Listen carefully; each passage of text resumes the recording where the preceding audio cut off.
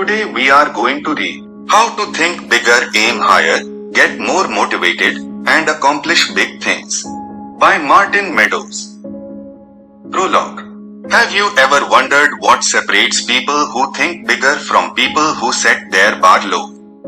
What makes one person accept low standards and another person constantly raise them? Why one person strives to build an international organization affecting the lives of millions of people, while another person is content working her entire life as a clerk? Not that there is anything wrong with being a clerk.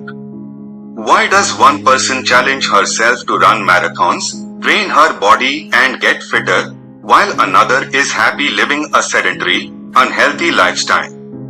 What drives a person who's optimizing every single aspect of her life, and what causes another person to maintain the status quo?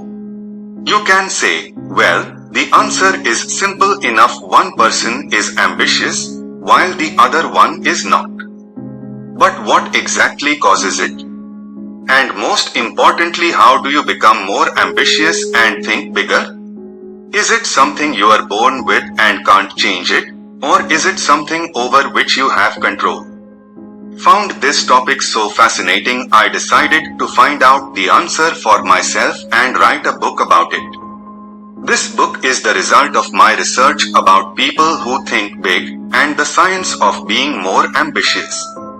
Before we move on to the first chapter, there are several things I need to clarify to make sure we are on the same page.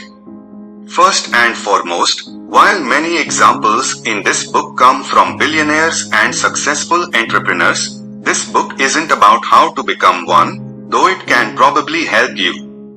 If you are looking for a book on how to become rich, this book is not for you. I researched the mindset behind thinking big, not the business processes.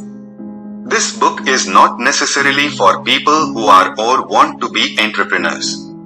The goal of this book is to help you learn how to find motivation to become the best version of you. It doesn't matter if your idea of big thinking is running a billion-dollar company or being a respectable member of your community.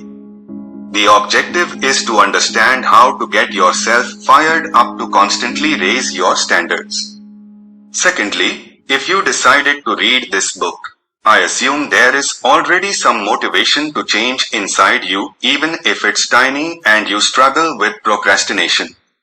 Only you can tell if it's really there or if you are content with what you have now. This book won't magically make you ambitious. It can only help you find out how to improve your motivation and think bigger. Last but not least, there is nothing wrong with not dreaming big. The key to a happy life is fulfillment. If you find fulfillment in a simple, unchallenging life, there is absolutely nothing wrong with it. However, you are probably not my target reader, and the topics I will cover in this book won't appeal to you. I wrote this book to increase my motivation, teach myself how to think bigger, and learn how to raise my standards. I hope the answer found will help you as much as it has helped me.